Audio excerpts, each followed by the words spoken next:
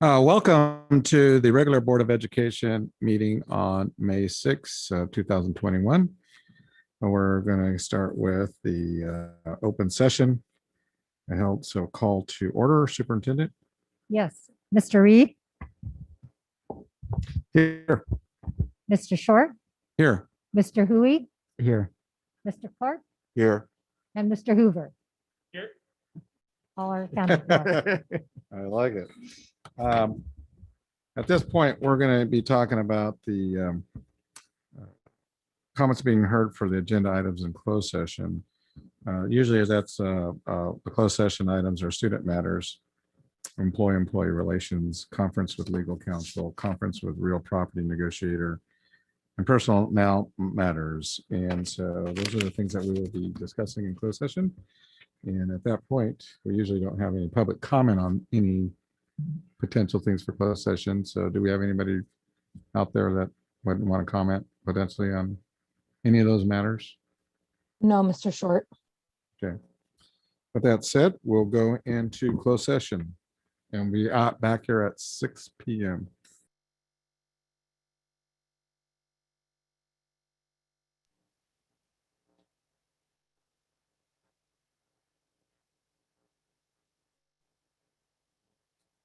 Good.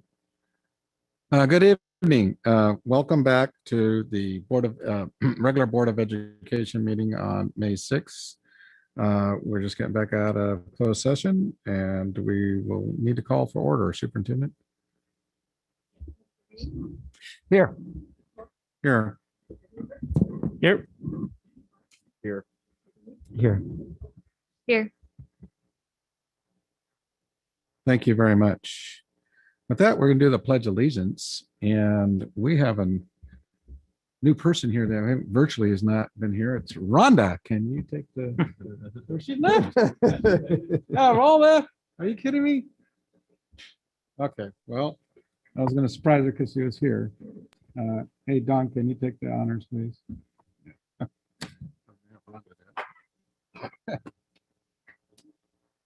Allegiance to the flag of the United States of America and to the republic for which it stands, one nation, under God, indivisible, with liberty and justice for all. Thank you.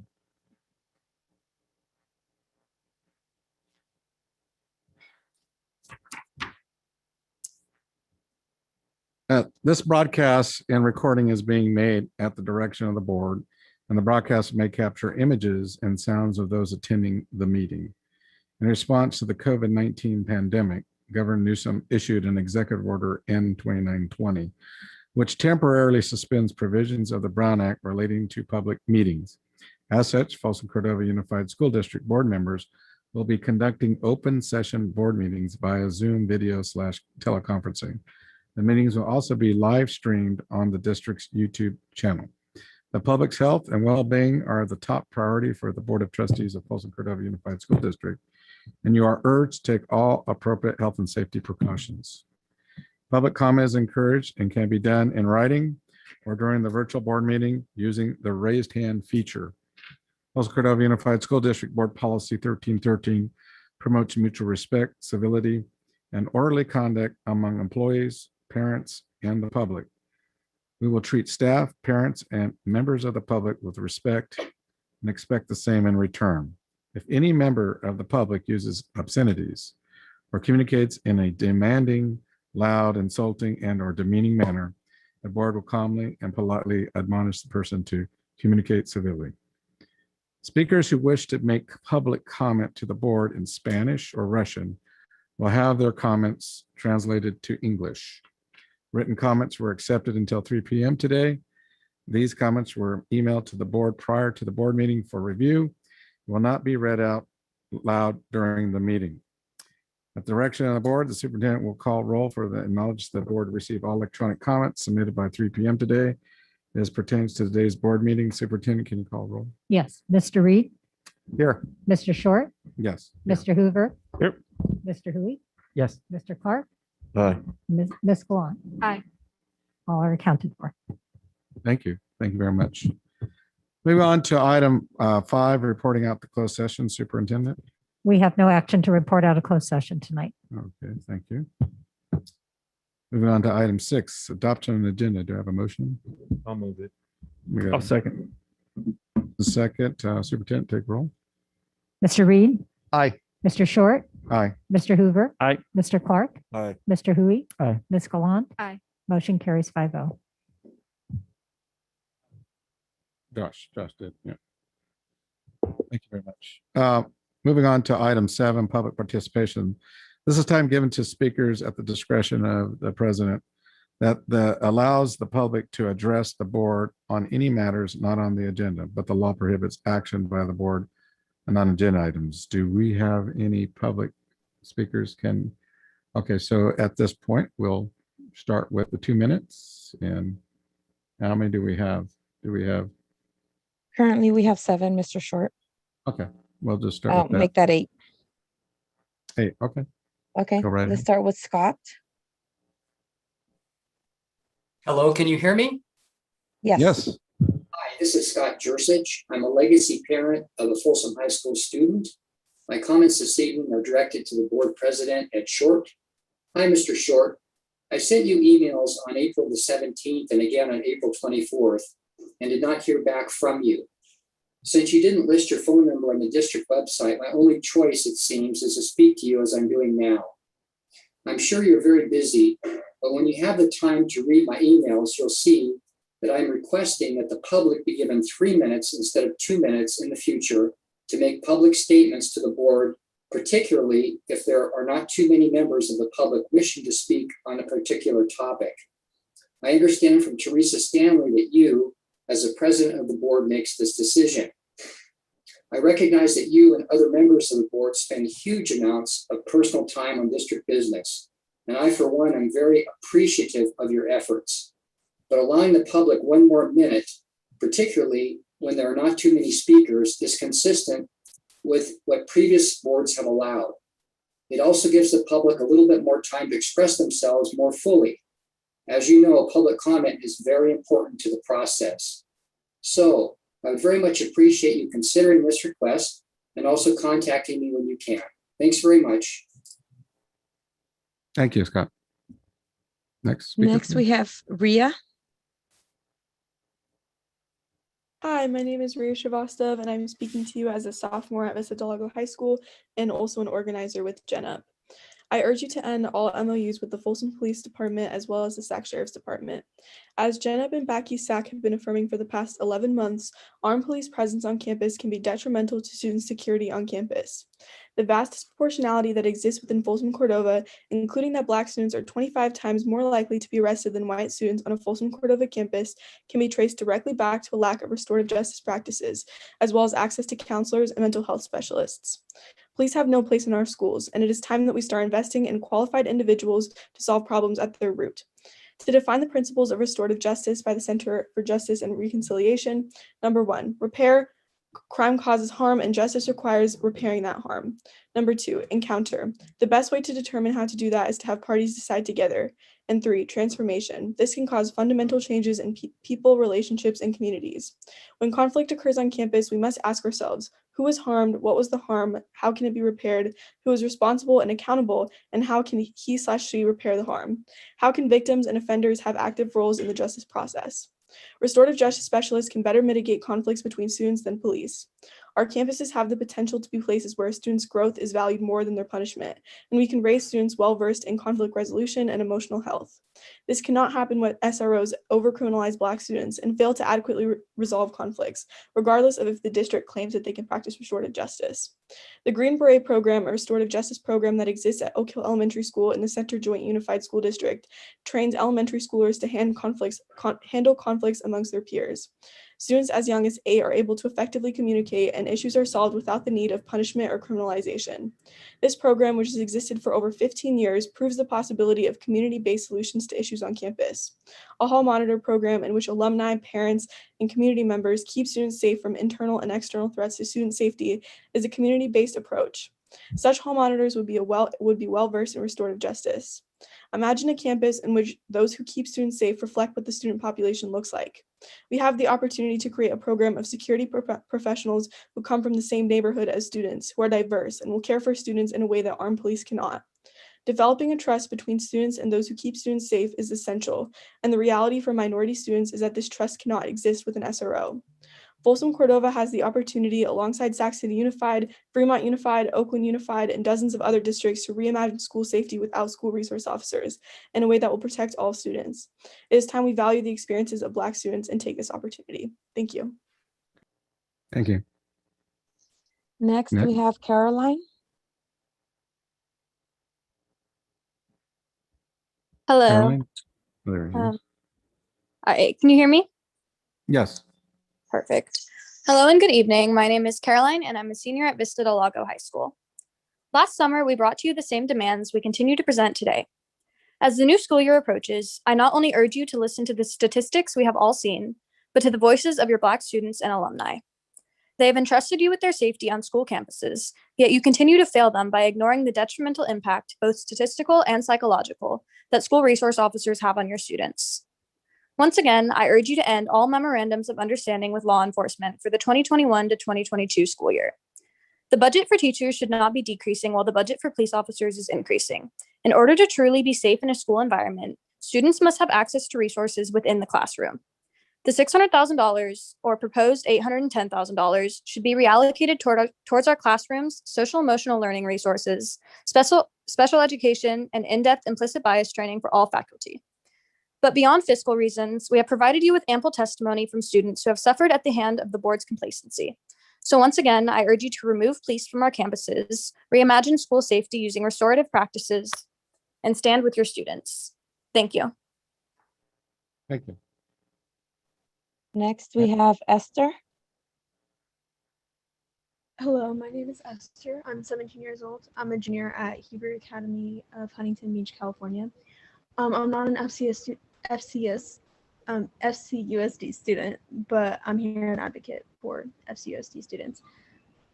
I urge you not to renew the SRO contract for the coming school year. Additionally, I urge you to reallocate the funds from the SRO contract towards FCUSD student needs, such as social emotional learning program expansion, special education, and general classroom materials. I also urge you to listen to the demands that GenUp FCUSD has compiled. Some items on the list include replacing SROs with a hall monitor program, implementing a mandatory training for teachers and staff that includes topics of racism, implicit bias, and cultural sensitivity, and requiring all FCUSD board members to make a public pledge to reject campaign contributions from police unions and law enforcement as a stance against institutional racism, and address FCUSD's vast disproportionality in relation to graduation and suspension rates. Reform the curriculum to address racism in its entirety and actuality. Black students deserve to know their own history. Thank you. Thank you. Next, we have Jordan.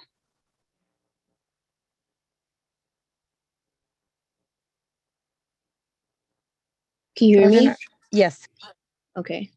Good evening. My name is Jordan Katapu, Cordova alumni.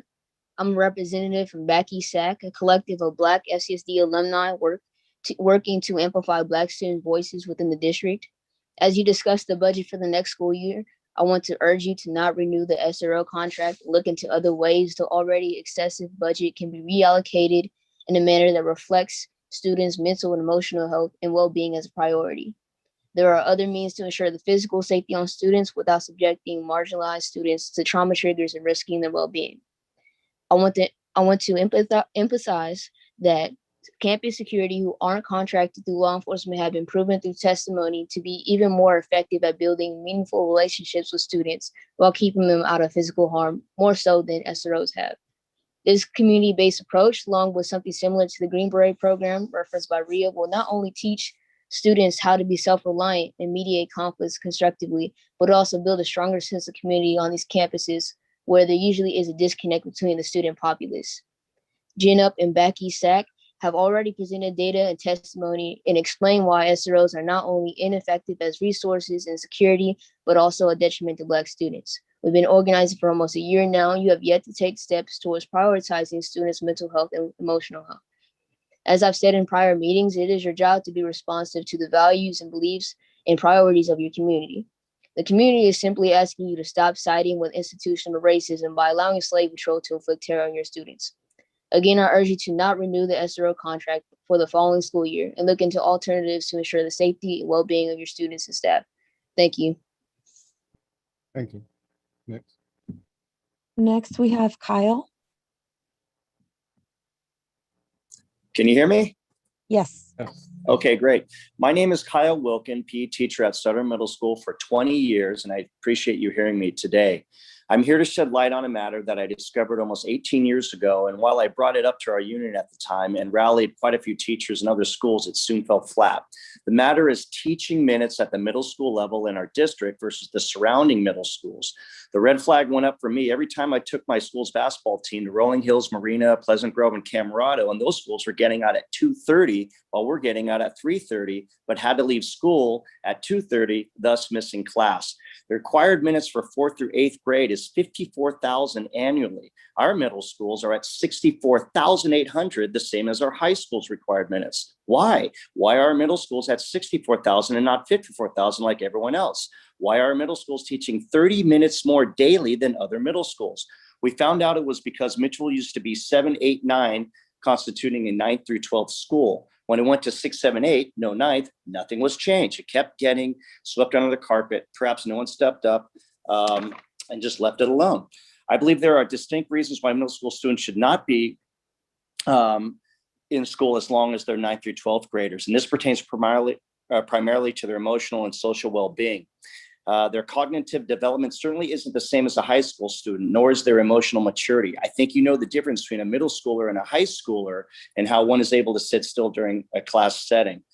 Let's see. If they participate in an after-school sport, which is average about 400 plus kids per school year, that's a lot of young kids getting back home after 6 p.m. to start their homework. There's other reasons why, but I know my time is limited.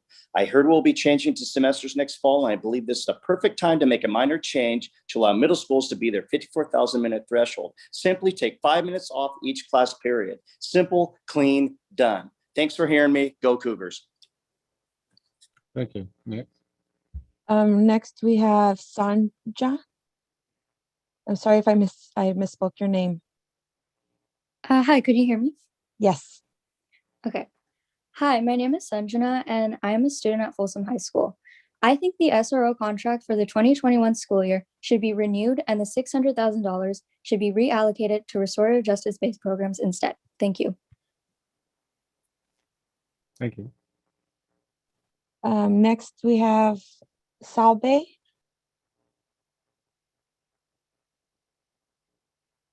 Hello, can you hear me? Yes. Yes. Hi, my name is Stacy Albe. I teach at Folsom High School. First off, I want to say Happy Teachers Appreciation Week to all my fellow educators. Shout out to all my teachers, preschool teachers, elementary school teachers, middle school teachers, and high school teachers. Fix your crowns, y'all. Queens and kings, we got this. I am a proud parent, teacher, and community member here in Rancho Cordova. I'm a CHS alum, and I was so excited to find a job in my home district, which is why I was so disappointed to see the latest proposal from FCUSD for the 2021-22 school year. I've listened to these meetings over the past year. I've heard words like learning loss and learning gaps, which is why I was so shocked when I saw that this board wanted to increase class sizes in elementary schools a year after so much of this quote unquote learning loss took place. This seems like a backwards move. Please look to those districts within a stone's throw away that you continuously referenced the entire year when you were so eager to get us back to in-person learning. Those districts are using COVID monies to reduce class sizes next year, and they still manage to pay their teachers more. Board members, students should always be the number one stakeholders in this district. If students are number one, then teachers should be number two. I do not recall one program or textbook I used all those years ago, but I do remember my awesome teachers. Some I get the pleasure of working with now. Please do not raise classroom sizes in elementary schools. That doesn't support student learning. It harms it. Please don't try to balance the budget on the backs of teachers. Please be a part of the solution to pay FCUSD teachers competitive wages so that we can recruit and retain the best educators for our students. Thank you. That it? Next, we have Casey. Okay, you can hear me? Yes. Yeah. Okay. You are losing great teachers. We cannot afford to stay. Competitive compensation, including COLA, must be the norm if you want to keep and to attract great teachers. Pairing your week offer with increased class sizes in TK through 3 is a non-starter. These two items should never be linked in negotiations, nor should we even be entertaining this idea. This will lead to greater burnout and less focus on individual students should numbers increase. We are not even seeking a raise in the true sense of the term, as a raise would indicate that we have received COLA over the last decade. I have never had COLA ever in my near decade in this district, only step and column increases which I earn through the contract. I am maxed out in this district for pay, so the only way my salary remains appropriate is through COLA. COLA is not a raise. COLA is keeping our pay commensurate to the value of the dollar. It's a simple practice in adjusting for inflation. Had we had COLA, our salaries would be around 8% higher today. Now you seek to tie something that approaches keeping up to COLA, but still falls short to crowd more students in classrooms. The district's offer of 2% per year over 3 years is lacking, as the value of the dollar will undoubtedly continue to change. Our union's offer of 5% retro pay gets us closer to COLA. The district's offer puts us further behind. The district's offer cuts and is an insult. Cuts leave scars and memories. Step up and honor COLA as it was designed to function. FCUSD is losing people to other districts and other sectors who were not ready to leave, but know it is not financially responsible to stay here. You are losing teachers who want to start families because they cannot afford to have children of their own while teaching yours. Adding a dependent to our healthcare drops the teacher's take-home pay roughly $1,100 monthly. That's before childcare. I cannot afford to have a family of my own in this district given the stagnant pay and disproportionate cost of healthcare through FCUSD. What kind of investment in your children's futures does this proposal represent? Thank you. Next, we have Julianne. Yeah. Mr. President, Yes, go ahead. if I can just chime in on this real quick. I know that we'll be discussing this in agenda item Right. 11B. I know this is just for public comment for items not on the agenda. Could we Yeah. pass that on to folks that are participating in public participation? Yes, thank you. Yes, please make sure that this is not on the agenda, any of the speakers. We got to. Thank you. Go ahead. Julianne, is your topic regarding to public participation or an item on the agenda? Oh, I don't think it's on the agenda. It's about the kindergarten schedule, slip versus AM PM. Is that on the Okay. schedule tonight? I didn't see it. Don't believe so. Okay, Thank you, well, Julianne. thank you to the board and administration for all your work, now and always. This is my first time speaking in a meeting, so I'm really nervous and not quite as eloquent as the other speakers. I'm speaking about doing away with slip and possibly someday going full day kindergarten, which would require more classrooms. This year, having a pandemic model required more classrooms. One of the rationales for getting rid of slip was that it would free up space. Well, if we could have space at some point to accommodate full day kinders, and we had space this year to accommodate an AM PM type or slip type model for the pandemic, why then would we not be able to have space for an AM slip kindergarten model regularly? If we talk about equity in an AM versus a slip model, and one being more equitable or just different equity, I think that an AM PM model with bigger class sizes is harder for students in their first educational setting. And because there are more bodies in the room, yes, there's a smaller ratio in most cases because you've got 2 teachers to 24 students, but not always. If you have 3 kindergarten classes at a school, you would have 2 classes in an AM PM model.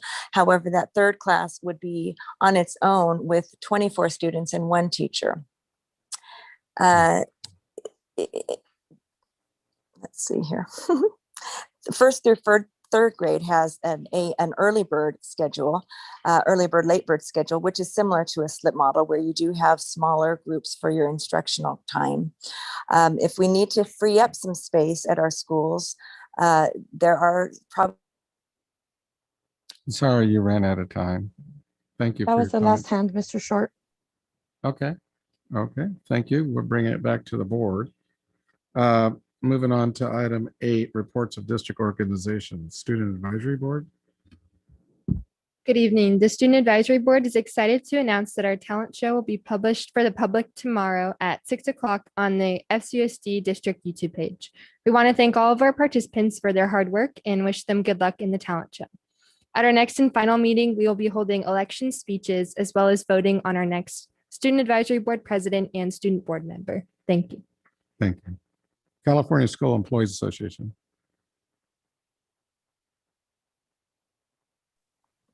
California School Employees Association. Do I hear none?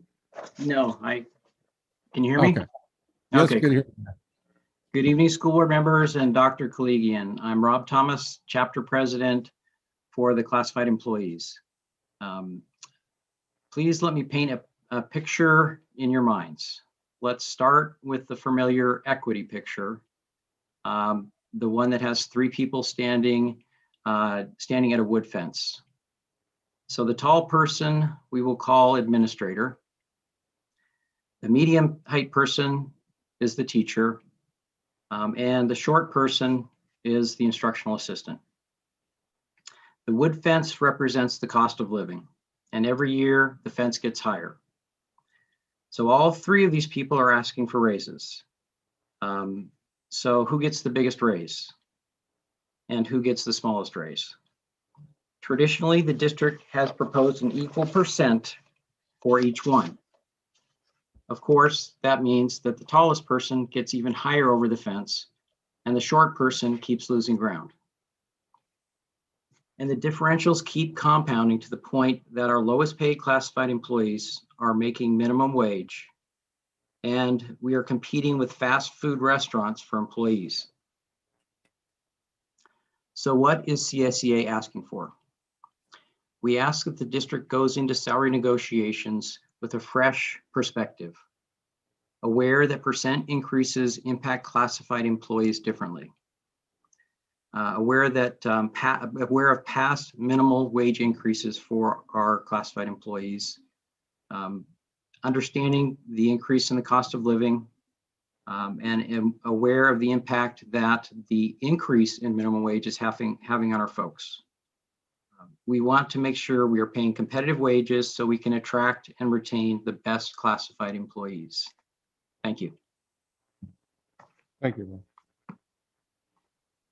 Moving on to Folsom Cordova Leadership Association. Good Oh, evening. I'm sorry, Folsom Cordova Education Association.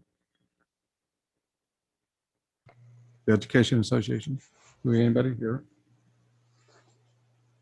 I can hear. I'm here. Sorry, I'm thrown because I'm not seeing my picture, but can you hear me? Yes, we can hear you. Okay. Well, good evening, board members and Dr. Collegian. I want to start by saying that FCEA just put forth their tentative agreement, which included all of the COVID MOUs that we've done in the past year. There were a lot of them. We just put that forth to our members for a vote, and it did get ratified by 91%. So I wanted to share that with you this evening. And also I want to say, as we celebrate Teachers Appreciation Week, I want to thank all of our educators for the care, compassion, and commitment that they bring to our students every day. It's truly my honor to represent them as FCEA president. As the board considers decisions going forward, please remember that to put students first, you need to make sure that these outstanding educators are a priority as well. It saddens me when I think of how many teachers left our district this year during these very challenging times. We've lost teachers to retirement. Some of them were not quite ready, but felt that they needed to, and also a relatively high number of resignations. For any district to retain dedicated, qualified educators, they need to feel valued. While it's not all about money, a realistic COLA is a great step in the right direction. As Tracy Suter demonstrated in her presentation at the last board meeting, There are available funds to make this offering a reality and not risk losing even more educators to other districts. I'm also going to touch on the issue that two of our teachers mentioned, and that's class size in elementary. In order for teachers to give students the attention that they deserve in these foundational years, smaller classes are imperative. Like many of us, I've taught anywhere from 30 to 34 students, but I thrived and my students thrived when we reduced our class sizes to 20 to 1. Given our current distancing requirements, elementary classes are even less than 20 to 1 right now per AM or PM session. Going into fall, we'll have students returning to the classroom after months of distance learning. We need to be able to respond to their unique academic and social emotional needs. This can only be done effectively with classes that are small enough for teachers to get to know each student individually and have the opportunity to work with them one-on-one. It would be an appropriate and valuable use of COVID funds that the district receives to keep class sizes low and allow for necessary academic interventions and essential SEL opportunities to help our students succeed. This is going to be a pivotal year as we welcome students back to in-person instruction, and we owe it to them to lay the foundation for their success. Thank you. Thank you. Moving on to Folsom Cordova Leadership Association. Yes, good evening. I want to echo FCA sentiment in celebrating our teachers this week. I'd also like to acknowledge, I believe it's Nurses Week as well. So we're very thankful for everything our teachers and school nurses do. And on behalf of FCLA, I want to mention that our organization is proud to offer $3,500 worth of student scholarships this year. Students are applying for those now, and we champion our students as they move on to things beyond high school. Thank you very much. Thank you. District English Learner Advisory Committee. No report this evening. Okay, thank you. Okay, moving on to item 9, agenda consent. Do I have a motion? I'll move it. Got it first. I'll second. First, second, Superintendent, take roll. Mr. Reed, Aye. Mr. Short, Aye. Mr. Hoover, Aye. Mr. Clark, Aye. Mr. Hui, Aye. Ms. Gallant. Aye. Motion carries 5-0. Thank you very much. Moving on to item 10, this is going to be a public hearing. First, we'll start with item A. It's the public hearing for, Mr. Short. well, I got to start the, Sorry, before we go on, may I make an announcement based on the consent agenda of relating to the Please. personnel Yes. report? Thank you. This evening, in the approval of the personnel report, which was part of the consent agenda that the board just approved, we are happy to introduce 2 new administrators onto our team that were approved as part of this report. The first one is Mr. Sean Martin, who is going to be our new Assistant Superintendent of Business Services starting the next school year.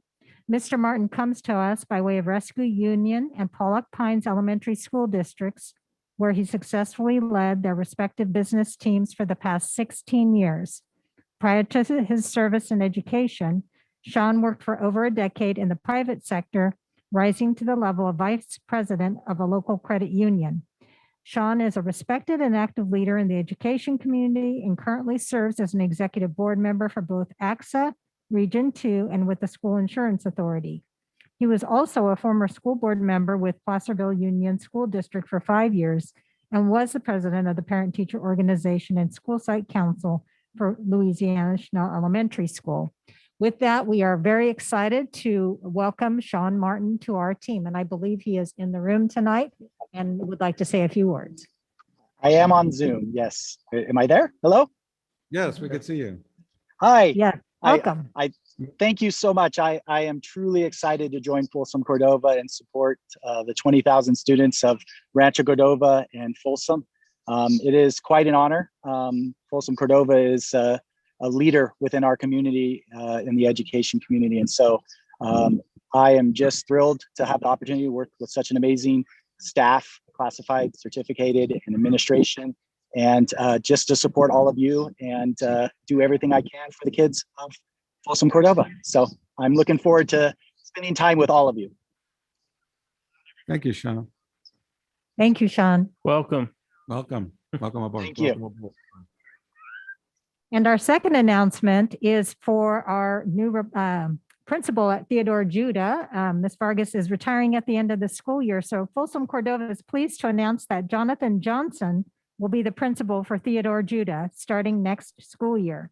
Mr. Johnson has worked in education for 13 years, has been an administrator with FCUSD since 2013.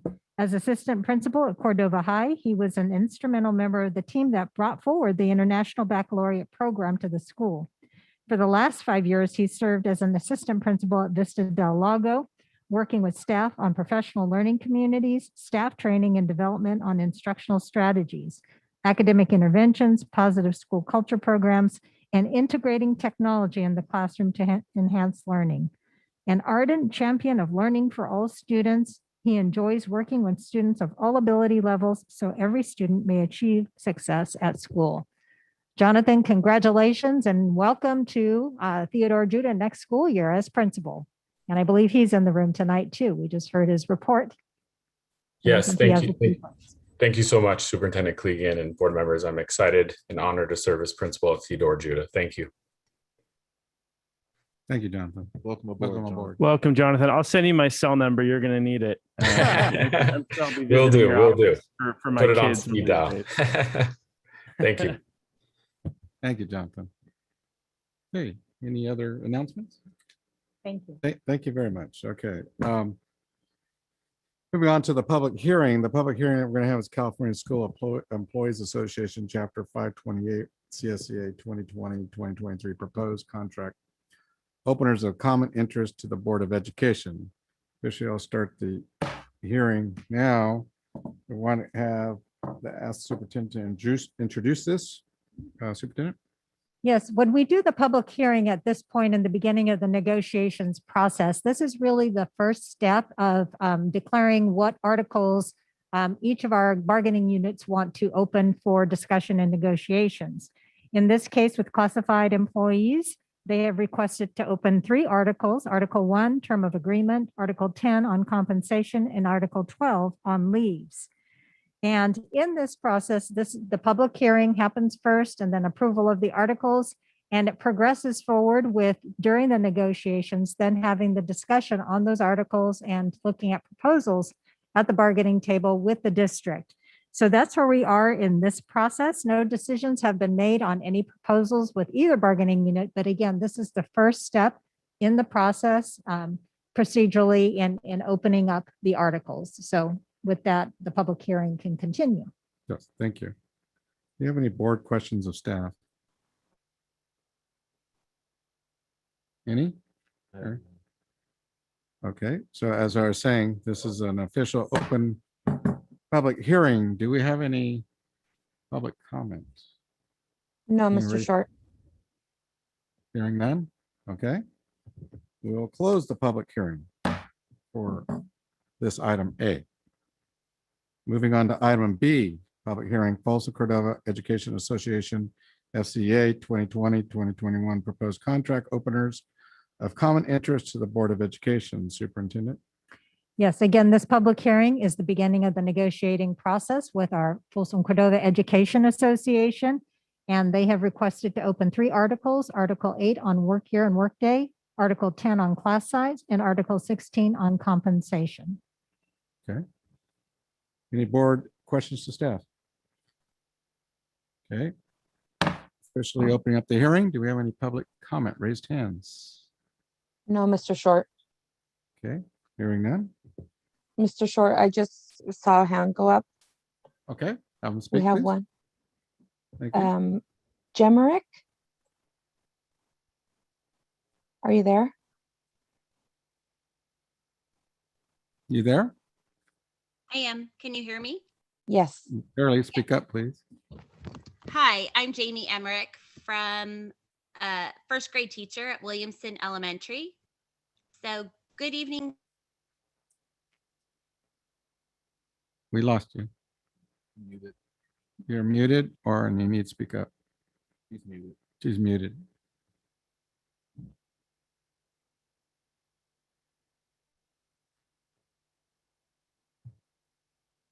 You still there? Okay, I'm still here.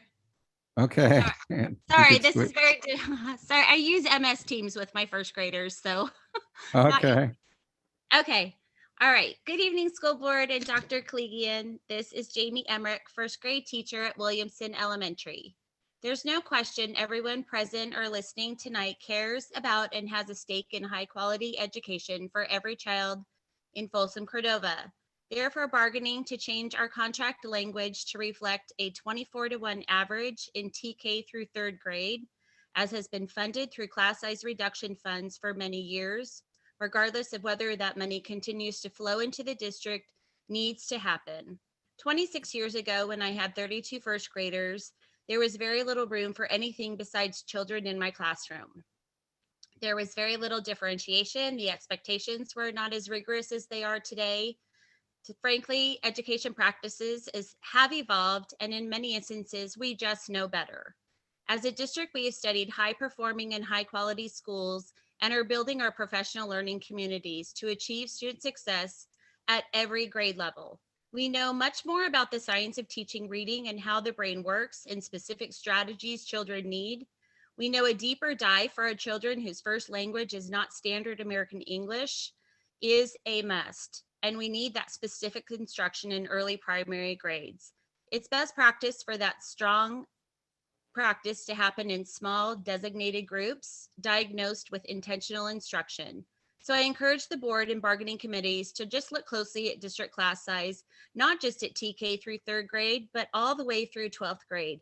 Be the district that sets precedents of lowering class sizes, focuses on the whole child, builds and prevents, combats mental health issues, and just be that district.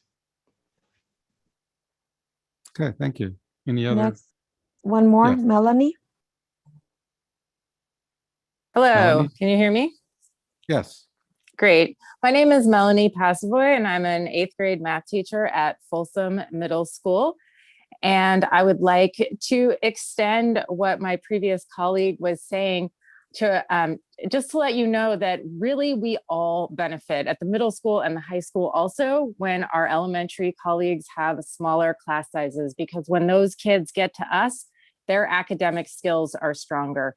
And as we try to get them to do hard critical thinking and master tough skills, the better those skills are coming in, the better results we have.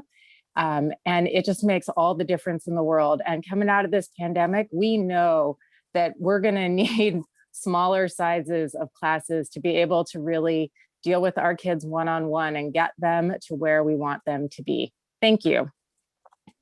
Thank you. Any other? Yes, next we have Christina. Christina? Hi, can you hear me? Yes.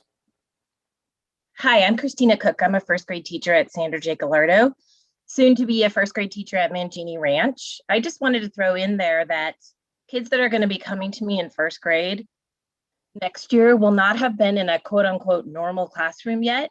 They've had 10 or they've been at home. And so I'm trying to think about what a classroom of 32 first graders will feel like when virtually none of them have ever been in a class size that large at all. So I'm trying very hard to meet their social emotional needs, in addition to teaching them what it is that we have to teach them. I emailed all the board members this week a letter just requesting you to respond, and 2 of you did. So thank you so much for that. Please understand that 32 students to 1 teacher is just pretty much impossible. And I'd like you to know that teachers are working harder than ever and that we do care so much about getting kids up to speed, but we also want to make sure that we meet their emotional needs. And having 32 students in my classroom, I just don't think that's going to be possible to the extent that I would like. Thank you so much for listening. Thank you. Any others? No, Mr. Short. Okay, thank you. Bringing it back to the board here. That will close our hearing for item B. And moving on to item 11, discussion and action item. Item A, accept California School Employees Association Chapter 528, CSCA 2020-23 proposed contract openers of common interest to the Board of Education. Superintendent. Yes, the next 2 action items by the board are formally accepting the openers as presented in the public hearing and allows the bargaining to happen at the table. Just a side note, the district has agreed to open on the same articles as CSEA and also with FCEA. Okay, any board questions to staff?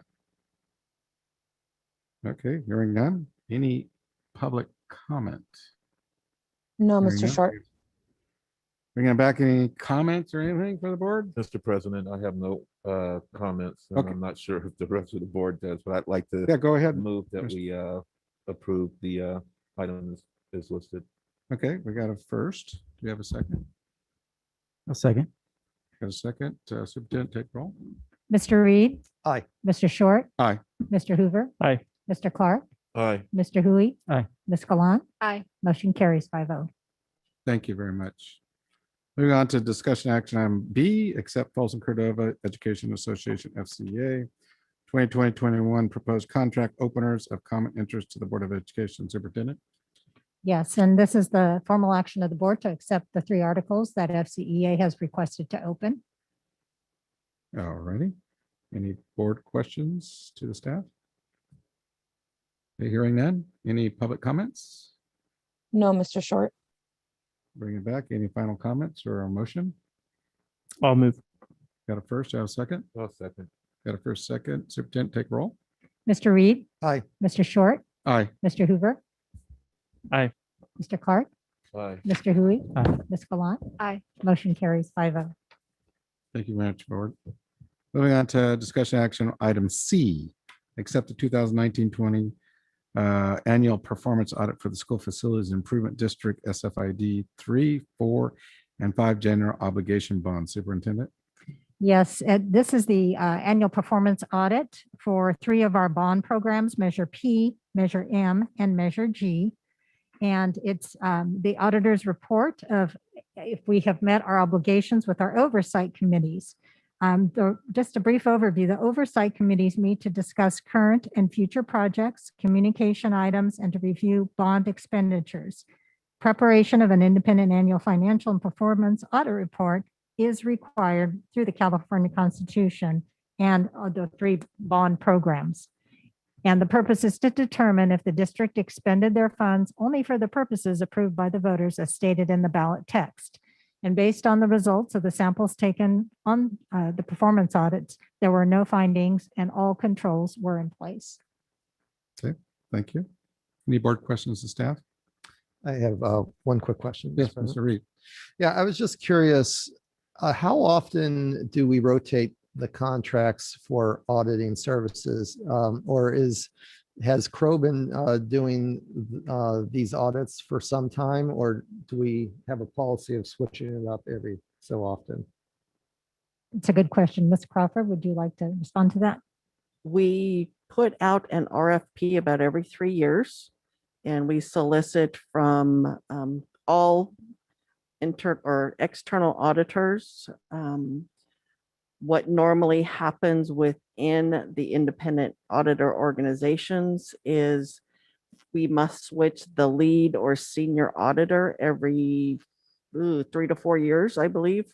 And that is a new regulation that was put into place quite a few years ago. So Crow has been our external auditors for some time, but the team changes routinely. All right, thank you.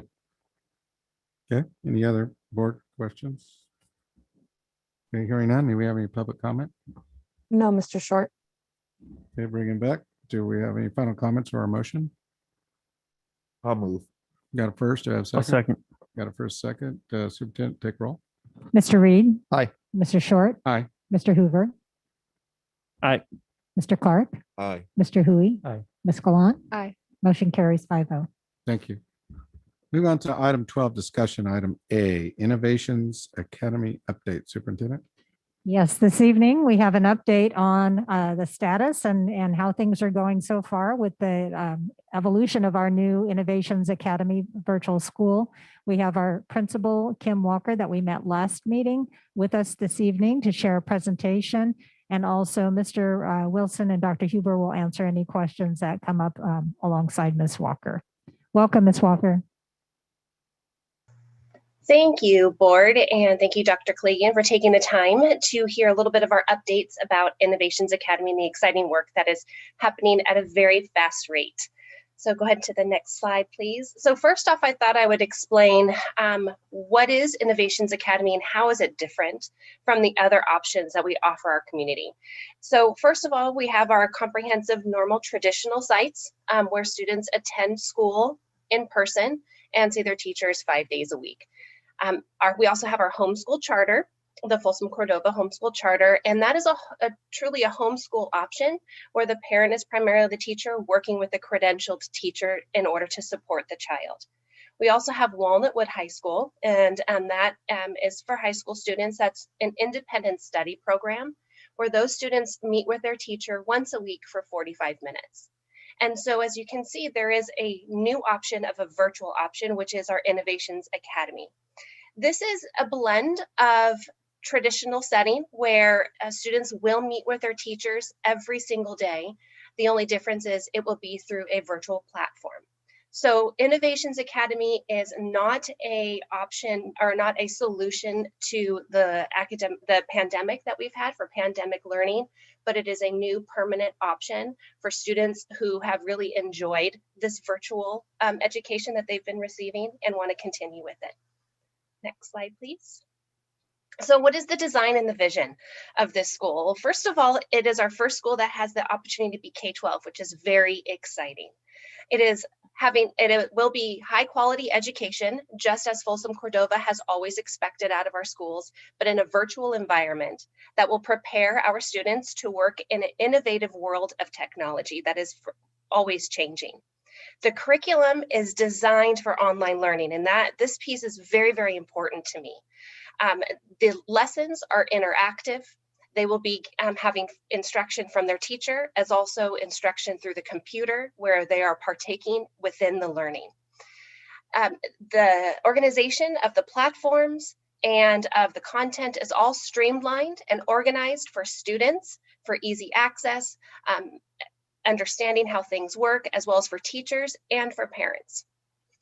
But what school wouldn't be a school without also having social activities? So we will have social events, we'll have field trips, celebrations, and also an opportunity for students to be able to lead themselves with clubs, other organizations, PTA, etc. And then as our other schools are, we will be driving our instruction through data and our PLC work. Next slide, please. So the schedule and some of the requirements, and I remember, Mr. Reed, you had asked last time that we met specifically about cameras and what would be some requirements of students within our daily sessions. So one requirement, and this is what makes us very different from other online platforms, is that they are required to attend their online sessions with their teachers every day. They're also required to participate in their learning, just like they would in the classroom. Having their cameras on, participating in the chat, online assignments, independent work as well as any other work like interactive whiteboards, discussion posts, and other things that the teachers are having the students do in order to engage themselves in the content and the learning. So what does the schedule look like? Well, the schedule right now is evolving, but I thought I'd give you a little snippet of what we're exploring right now. So all of these schedules are dependent upon their ages as well. So elementary, I gave you a wide range, and that would change based off of the age. But looking at a 9:45 start time to about 1:15 roughly would be the live instruction with a break built in. Sample middle school schedule, also starting at 9:45, and high school as well, ending around 2:30 with a 30-minute lunch break and 5-minute passing periods to allow them to get their materials or whatever they might need. The high school, we're looking at a 4x4 schedule, so very similar to Vista's. The difference with these schedules is that it does allow for an intervention time in the morning, and this is going to be very important to help support any learning loss that our students are coming in with this next year. And it also allows at the end of the day, and also in the beginning, the students to have more flexibility on when they're completing their independent work, when teachers are able to meet one-on-one with students and be able to have more of a one-on-one relationship with students and with families. Next slide, please. So these are some snippets of some of the platforms that we're looking at. I just wanted to showcase some of the streamlinedness that they have and how they truly are designed for a virtual school, not just having an online portion of it. So as you can see, in both of these options, one is an elementary example and one is a secondary example. You can see the very first page they see is what is called an LMS, or a learning management system. And this is the one place that the students will be able to access everything that they need. All of their courses. You can see there at the blue square on the left, that was what an elementary daily list would look like of all the assignments that are on that daily list. At the very bottom, there's an interactive intervention program for students that is built through games. They also have a progress summary, and you can see this on the secondary side. The elementary has one as well, but they're able to see what their grades are, as well as how they are progressing throughout the material. And the parents have access to view that as well. Next slide, please. So not only is it important for this to be streamlined for the students, but it's also for the teachers as well. So this is just one example, and I apologize, I don't have all of the snippets of the other companies that we're looking at, but they all carry the same pieces, where they have some very high level analytics for the teacher to be able to see very quickly when they first log in, is anybody running behind on assignments, how many students are working ahead, who might be struggling, communication, email through all of their students, no matter the age group, links to all of the other programs that we have as well. And at the very bottom, you see an example of what the virtual classroom would look like. So in this design, this platform right here, which is just one example, and the others look very similar, you can see here that you have the whiteboard there. The students are still at the bottom with a scroll option for the teachers to be able to see all of the students. The students can still see the teacher when the teacher is sharing their screen or working on the whiteboard. The interactive whiteboard is for everybody.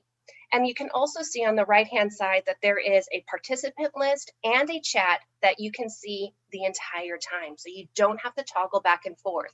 So the teacher has other tools that are built into these programs that allow the students to be able to communicate back with the teacher, such as emojis, thumbs up, thumbs down, go faster, repeat, go slower, I didn't hear that.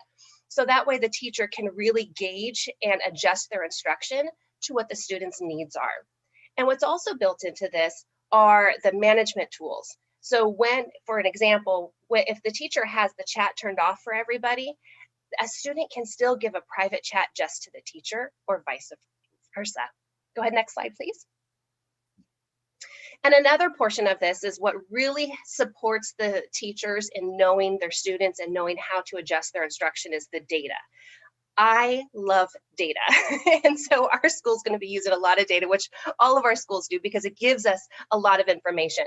But just some of the ways that you can see it is the one here on the left is listed by standard, which will be very, very helpful when working with PLCs in order to identify specific standards that we might be needing to do for interventions. And it also has groupings.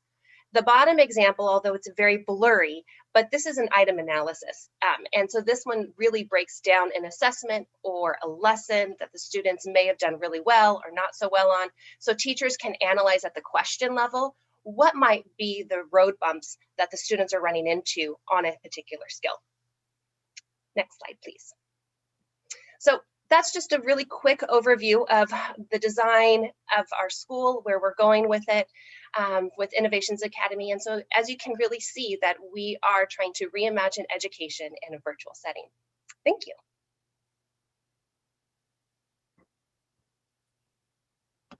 Okay. Bringing it back to the board. Do we have any yes, Mr. President. questions? Yes, go ahead, Mr. Clark. Yes, Ms. Walker, thank you so much for that presentation. It was I really like it and how you have everything laid out. Just wanted to go to page 3, I believe, design and vision. And one thing about me, I always like to ask a lot of what ifs. So here's my what if for you. You have clubs, organizations. I'm glad that you put PTA. I'm always a big proponent of parental involvement, but you have the other clubs and organizations down like BSU Student Council. My what if to you is, what if you don't get the students, enough students to form these clubs? Do they have an opportunity to go to another school and participate in those clubs, or is that going to be open to them, or are they just out of luck? That's a fantastic question. And you're absolutely right. It will take some time for some clubs to develop and longer maybe for others. And so I'm already talking with some other principals within the district to ensure that students are able to still be a part of the clubs, either from at their current school that they're attending right now. Okay, and I think last meeting we discussed the sports and performing arts component, and that would be in their home area school, correct? I just want to make sure we have clarification. Absolutely. Yes. So I have been working with our district athletic director to ensure that all of those pieces are in place. And so for middle school, for Folsom Cordova students, they are able to play on non-cut sports, so such as track, cross country, wrestling at their resident school. For high school, they can participate on either cut or non-cut sports. Okay, awesome. Thank you, ma'am. You're welcome. Mr. Reed. Yes, thank you. Ms. Walker, I just had a couple quick questions. How unique is a virtual school? I imagine it was at least somewhat unique before the pandemic. I'm just kind of curious, is this something that other school districts are looking at doing as well? That's a really great question. The school that I worked at when I was a principal before has been around as a virtual school for almost 20 years. So it's not as unique as we would assume that it would be. However, and actually when I was working for that school, there were 15,000 students at that school district K through 12. So there are some very large ones out there already. However, I'm seeing that a lot of districts like ours are bringing this option to students currently right now. And I'm working with actually a couple other principals from different districts who are starting this exact same type of school. Is there other schools in the Sacramento region that have established permanent virtual schools? Yes, there is. Mm-hmm. So you'll have colleagues that you can brainstorm ideas with then. Yes. Excellent. Is this the first K-12 or the other ones, just elementary or secondary? That's a great question. There are more K-12. However, the high school, it seems to be doing it in a different manner to where it's more of an independent study program versus us having live classes like our design. Okay, so we're a little unique at least in that respect then. Yes. I was just kind of curious, do you think we could potentially be seeing some students that are on the independent study at Walnutwood opting for the virtual academy? I think it really depends on the student, because independent study has an absolute place with quite a few students and the way that works best for them for learning. Potentially could some come over? Yeah, absolutely. But I also see that that program has a huge need in our district as well. Yeah, I'm really excited for you. This is going to be a lot of fun to watch this unfold, and I wish you much success on this program as it evolves. Thank you. Okay, Mr. Hoover. Thank you. Well, thank you, Kimberly, for this wonderful presentation. I'm actually very excited about this program. I think it, I think you've got a really good thing going here. I did have one question, I guess, tailoring off of what David's talking about, or going a step further. Do you, or maybe the district, have a plan to market this program beyond our district? So I guess the question is it open enrollment?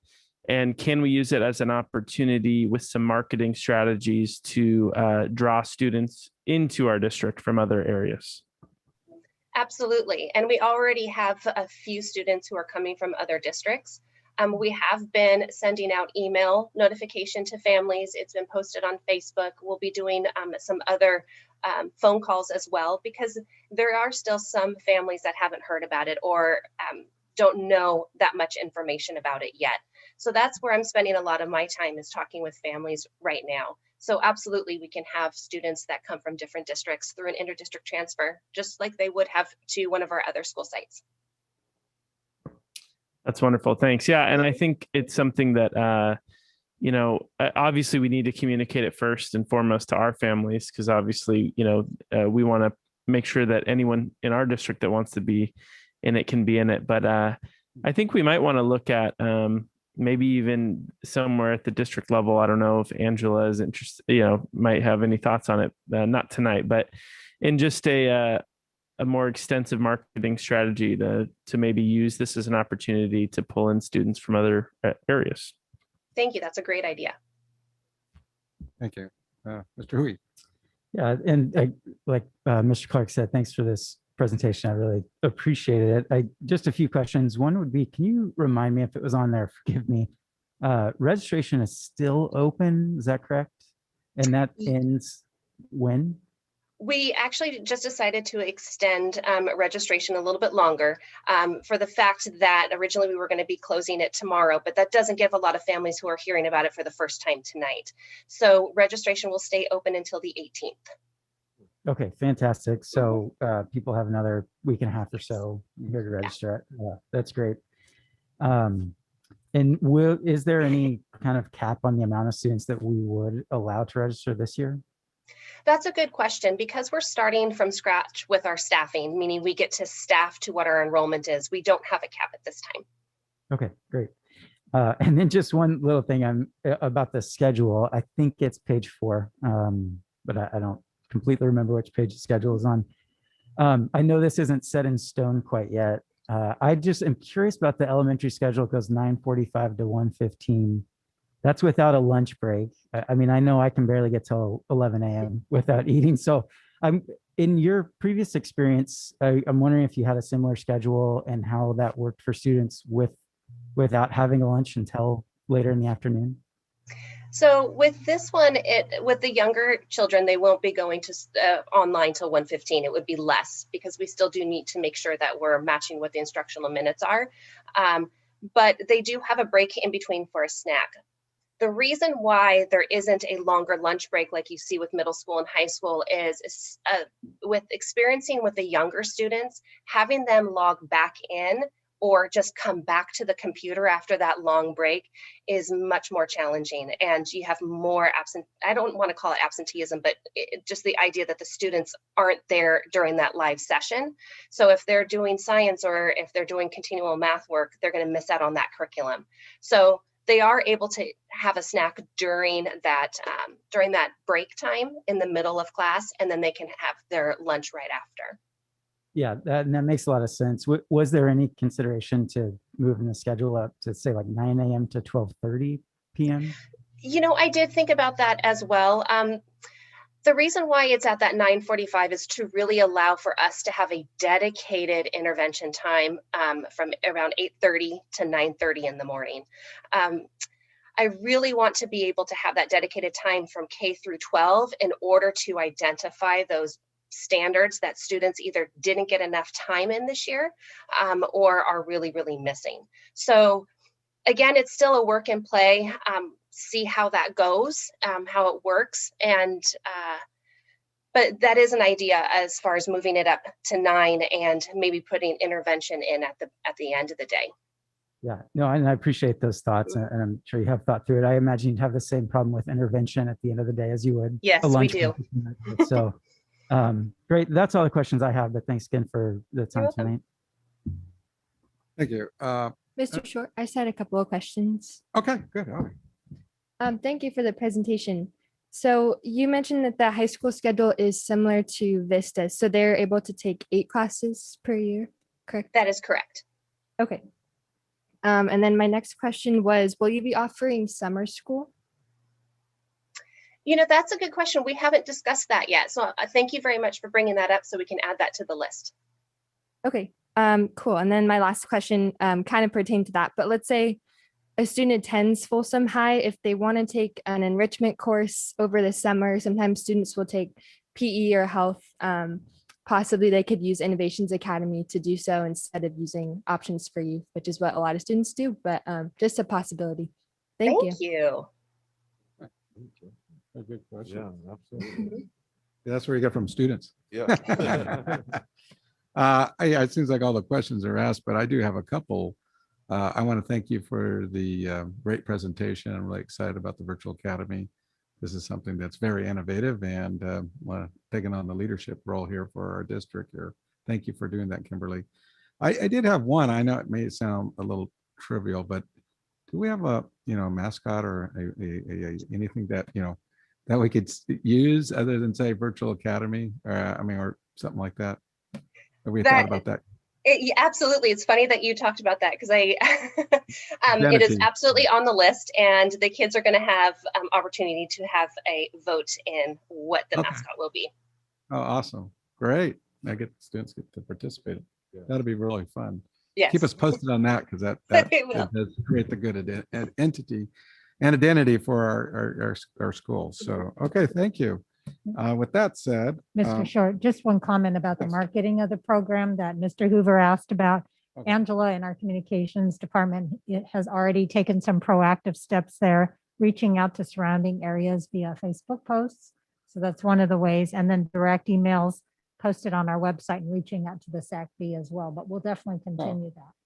Right. Superintendent, Thank what you. about our local papers, our Telegraph and, oh God, Grapevine? Is Angela reaching out to them as well? Or? Angela, can you answer that question? Or have you also advertised with our 2 local newspapers? Hi, sorry about that. I was unmuting. So we definitely can do that. What's nice about the extension of the enrollment deadline being pushed out, because our local papers have a deadline of Wednesday for publication, this will allow us to get that in with a shortened timeline of the enrollment deadline. We were missing the local papers deadline, if that makes sense. We did reach out to the SACB and provided an interview, opportunity with our principal, and we are still hoping that they will run that. But we are very much open to looking at other marketing avenues to get the word out for this wonderful school. And while I have you, Angela, would it be a good idea to maybe do a presentation with not only our Rancho Cordova City Council, but our Folsom City Council as well, just to, keep them in the loop of what we're doing in the program that we're adding?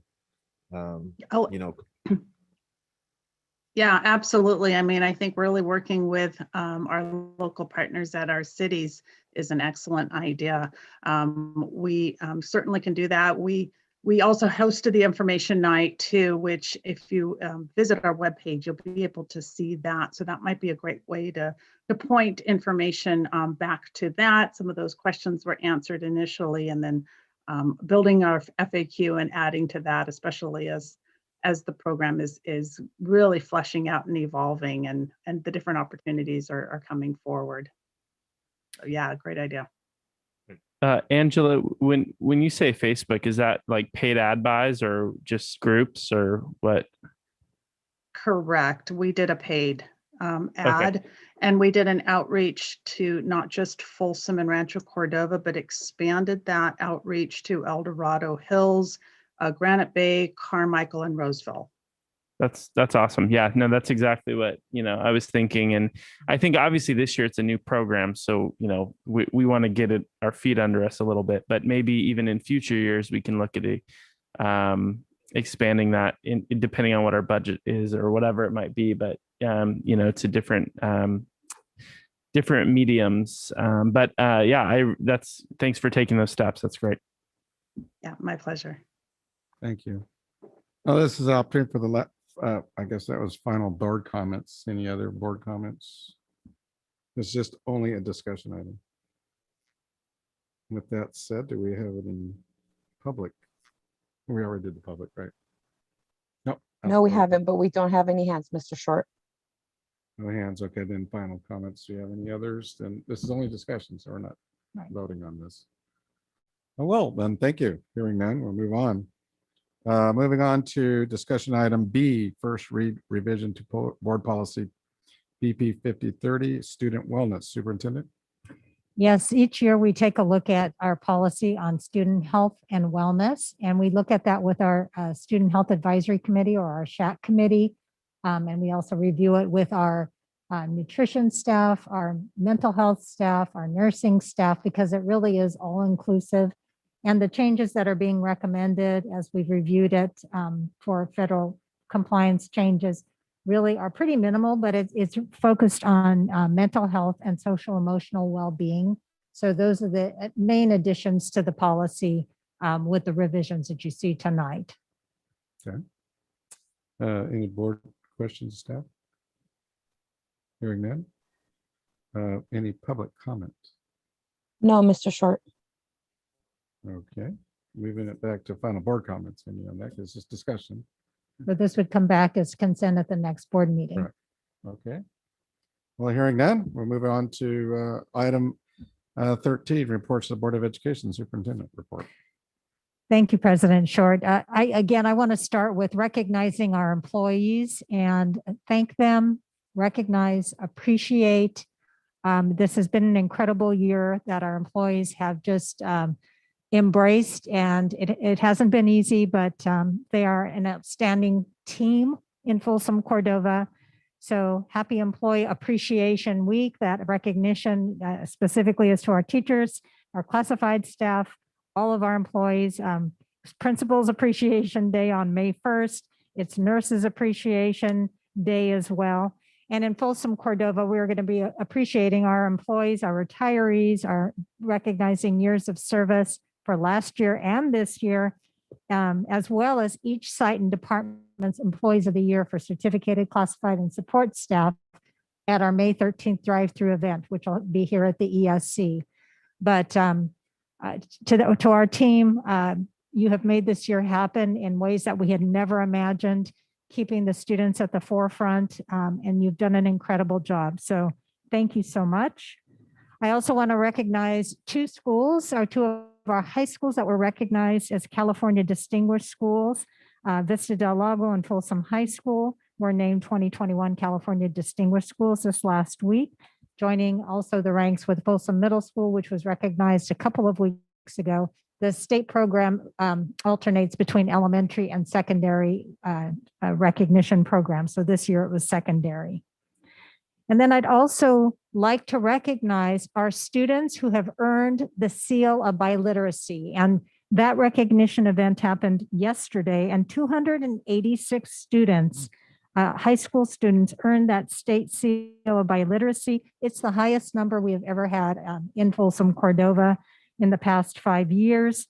And 14 languages were represented by our students. And for a student to earn that, that recognition, they have to show and demonstrate their literacy in reading, writing, listening, and speaking. So that is quite an accomplishment. So congratulations to our students and the teachers of those students. And then lastly, this is just a reminder that we're offering a vaccination clinic at Cordova High, May 15th, for our students who are in that age range. And it's 16 and older.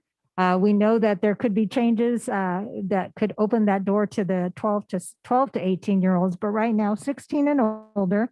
Information for setting up an appointment will be forthcoming again from our communications office. So Allie, you might want to get that message out to our SAB folks so they can let their peers know, but we want to encourage our students to take advantage of that. So round 1 of that Pfizer vaccine will be May 15th. It's a Saturday clinic. Round 2 will be June 5th, also a Saturday. Okay, thank you. Thank you. Okay, moving on to item 14, Board of Education Business, Board Communication. Start with Mr. Reed. Thank you. I just want to start off by thanking the kindergarten teachers at Natoma Station for inviting me over for a little dialogue on the classroom size and the issues of the students I guess, the layout of the classroom and concerns about the number of students in those classrooms. I definitely enjoyed the conversation about AM PM and about SLIP, and my personal passion someday getting us to full day kindergarten. Let's just keep the conversation going and see where it takes us. Also, I want to thank the teachers and recognize them during the Teacher Appreciation Week. I mean, I don't know how many times we need to say it, but it's not enough. Thank you for everything that you've done this year. It's been a very difficult year. Your efforts do not go unnoticed. And that really goes to all of our staff, teachers, as well as staff. It's been one heck of a year. We're, I guess, almost there to the end point. I'm looking forward to the beginning of the next school year in a much more normalized environment. But I do want to recognize you. And then finally, a special thank you and congratulations to Folsom High School and Vista. That achieving the Distinguished School recognition really is an honor.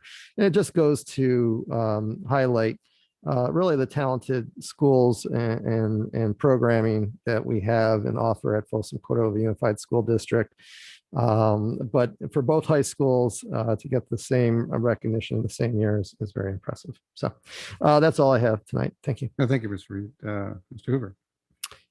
Thank you, President Short. I just want to echo the superintendent's comments. I mean, she really hit on all the awesome news that we've received in the last couple of weeks. And just quickly reflect on Teacher Appreciation Week. I mean, it's been so great to celebrate our teachers this week. And I think it's particularly exciting this year to be able to celebrate our teachers. And as a parent, just being able to see, I guess, more of the classroom than we normally would see with having virtual school throughout the year. Even every Monday, to have my elementary kids still log on and just to see the smiles, even through those screens that they get when their teacher asks them about their weekend or whatever it might be. It's been a really, as hard as virtual school has been, it has been really encouraging to be able to get a glimpse of what that is like and what the classroom is like in your own home. And it just, you can't say thank you enough to all of our teachers and the work they're doing. I had the opportunity to visit quite a few sites in the last few weeks, and it's been really great. High schools, elementaries, and middle schools. And was able to go to Cordova High School this week and Folsom Middle School recently as well. But just thanks to all the principals who hosted me and the superintendent and Angelica. I mean, it was just great to walk through some classrooms. And then also thanks to the Natoma Station teachers who I joined David as well to talk about class sizes and just know that those conversations are definitely ongoing. And I think that's it for me tonight. Thanks. Yeah, thank you, Mr. Hoover. Mr. Clark. Yes, I want to echo everything that the superintendent said, recognizing our teachers as well as our classified staff. We appreciate you. We appreciate all the work that you've done over the past year. I know it's been trying and hard, but you guys are resilient, and I just thank you for everything that you've done. I too had an opportunity to visit quite a few schools over the past few weeks, and I want to appreciate the principals at Sundog, Gold Ridge, Rancho Cordova Elementary, Cordova Lane, Empire Oaks, and of course the principals at Vista Del Lago and Cordova High for having me out. And I also want to recognize Folsom and Vista for the recent Distinguished Schools Award. I've been getting my athletic fix, trying to hit all the sports activities at the schools, and I just appreciate Peter Maroon, our athletic director, as well as the other athletic directors for their hard work and putting all that stuff together and getting the kids out to play. I'm actually looking forward to the, oh boy, the drama showcase at Folsom High. I can't remember what day I'm going either. I mean, to tune in. It's either the 11th or 13th. But I'm excited to actually see our performing arts get off the ground as well. I want to congratulate the recipients of the Clark Family Memorial Scholarship. One student out of Cordova. And actually, I have so many applicants from Folsom. I did a winner and an honorable mention, and I know those award nights are coming up, so I can't wait to make those presentations. Other than that, that's it, sir. Okay, thank you, Mr. Clark. Mr. Hui. Yeah, thank you. Just a couple of comments. One, I'd just like to mention Ria and Caroline, some of the other students that have called in. I just want to make sure, I appreciate your advocacy and your push for restorative justice. I've done training in restorative practices myself. I think it'd be very worth our district looking into that as a program, regardless of what we do with our SROs. So thank you for continuing to talk to us, and we want you to know that we do hear you. It is Teacher Appreciation Week. It makes me reflect on the teacher that comes to my mind is my 5th grade teacher, Mrs. Jordan. She was a teacher that I think more than anything, as a 10 and 11-year-old, she talked to me like I was an adult, and that meant a lot to me as a 5th grader. And so I want to give a special shout out to Mrs. Fisher, Mrs. Wallace, a couple of 5th grade teachers at Oak Chan, who had a few of my kids in their classes. You had a huge impact on our family, on our children. I'm sure more than you will probably ever know. You taught our kids the value of themselves, taught them how to laugh, and you taught them how to enjoy learning, and went every single extra step that you could to do that. So for all the teachers, certainly I know that you are all working hard, especially this year, in order to accomplish those same things. And I want you to know that we really appreciate all that work. Thank you. Mr. Clark, you said you had Yes, another- I just had one question to piggyback off of Mr. Hui, and I know it was from the Gen Up students. They mentioned a Green Beret program, but I wrote it down, but I didn't write what school that was at. Okay. Okay. All right. Good. That was it, sir. Thank you. Okay, thank you. Okay. Oh, Mr. Short, yes. can no problem. Thank you. In the midst of Teachers Appreciation Week, I just wanted to spotlight one of my teachers whom I've had for 4 years now, and that is my drama teacher, Miss Mosier. As you can imagine, it poses quite a challenge to be able to do theater in a distance learning format. As we are back in school now, Miss Mosier has been instrumental in helping us get back on stage performing, and I'm excited to announce, as Mr. Clark mentioned, we will be having an advanced drama showcase in the amphitheater next week. No, wow. Thanks to Miss Mosier and her passion and devotion to students, drama students are able to do what they love and finally get back to performing again. So thank you, Miss Mosier, for your dedication to your students, and I'm extremely grateful for everything you do. I'd like to thank all teachers for their devotion and love for their students and being instrumental in student success. Thank you. Well said. Thanks. Thank you. I think I can't beat that one. Yeah, Teachers Appreciation Week. You said everything elegantly, so I would just want to ditto that. But also, I just wanted to say thank you for all the teachers. I mean, last year has been very challenging times, and for all the hard work and through this pandemic, it has been an exceptional challenge for teachers, and for every single one of them to be able to go through this is just phenomenally. So we do need to go out there, and if you're a parent or anybody out there, go thank your teacher for all the work they've done and appreciate them all, like equally, like you said. But there are some teachers special to your heart, especially if they're in your lives. So it's just good to go up there and say thank you. And thank you for all the distinguished schools. That's a great thing. Vista del Lago and Folsom, that's also very honor. And from 800 and some, biliteracy, 14 languages, me, myself only knowing 2 languages. Can you imagine these kids that are able to show literacy at that level? That's, to me, is phenomenal, because it's hard even to learn 2 languages your whole life. Like I do, I speak Spanish, and writing, but that's amazing. I mean, that is just amazing. So we should actually recognize that as a great accomplishment for a lot of those kids. That's a high number. And do we have a number that was before that from past years, as it's been increasing? Yeah, that would be good enough to see where we're at. Yeah. So I really think that the also is looking forward to the graduations. Those are kind of around the corner, folks. So yeah, hopefully we'll be able to do some in person and some, I guess, drive through type.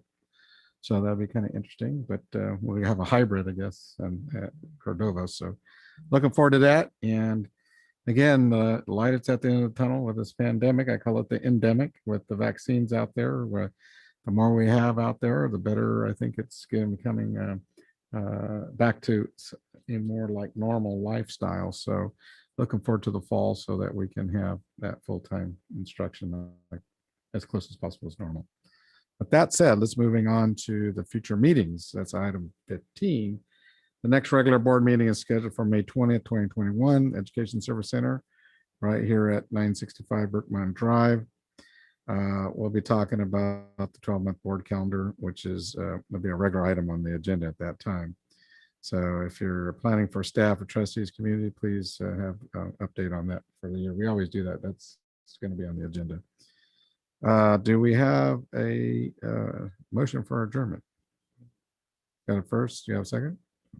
I'll second. Second. Superintendent, take roll. Aye.